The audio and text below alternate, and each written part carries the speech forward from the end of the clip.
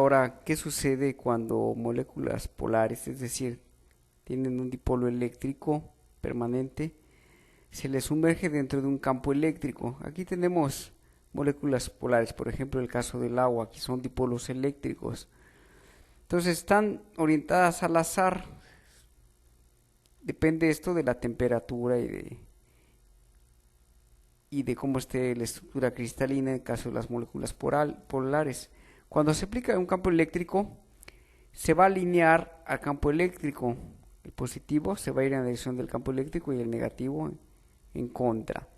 No se terminan de alinear porque siempre hay una agitación térmica que tiende a compensar esta alineación, pero sin embargo hay un efecto global y esto indica que se están alineando las cargas. Cuando se pone un campo eléctrico a los dipolos, se produce una torca, entonces el campo realiza un trabajo sobre estas cargas dipolares y las hace girar, entonces las alinea en dirección del campo.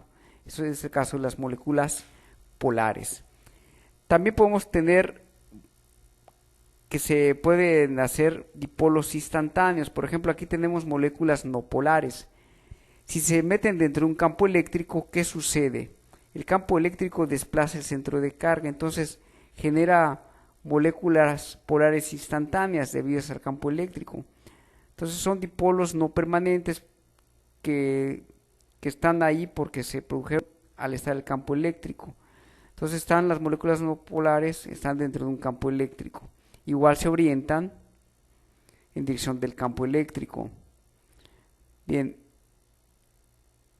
esto es como funcionan los capacitores. Al entrar al campo eléctrico dentro de un capacitor, tenemos moléculas polares o no polares, no importa. El campo eléctrico va a polarizar las moléculas, va a formar dipolos eléctricos en las moléculas o los ya formados los alinea. Entonces, este efecto es que va a crear una densidad de carga inducida en un extremo. Por ejemplo, aquí en el derecho forma una carga inducida positiva. Del lado izquierdo tenemos una carga inducida negativa. Este es el efecto que sucede a nivel microscópico en los dieléctricos. Las moléculas polares se alinean al campo eléctrico. Ahora bien, si se fijan bien, aquí hay un positivo y un negativo. Esto va a generar un campo eléctrico neto interno que va a ir en contra de este campo generado. Por ejemplo, aquí es positivo. Entonces, del positivo al negativo debe haber un campo eléctrico interno generado por la carga inducida. Este campo eléctrico interno en el dieléctrico es el que compite con el campo eléctrico que lo produjo. Entonces, el resultado final es que el campo eléctrico neto es la resta del campo eléctrico aplicado menos el campo eléctrico inducido. Este es el efecto de los dieléctricos en los capacitores.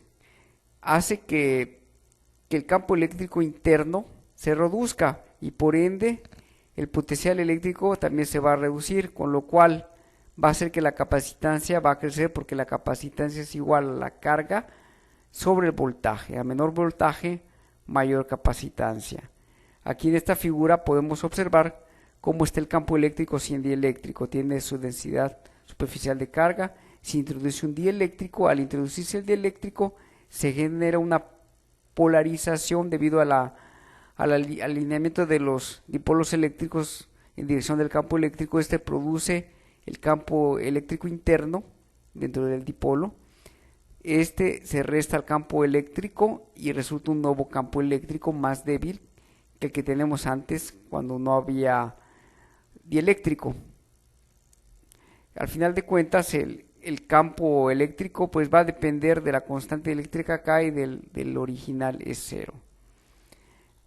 Este es lo que pasa a nivel microscópico en un dieléctrico. Recuerden, se generan dipolos eléctricos instantáneos.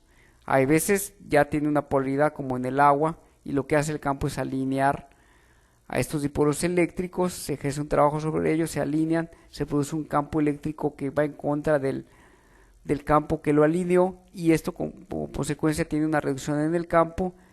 Esta reducción en el campo pues da una reducción del potencial eléctrico y esto aumenta la capacitancia del condensador.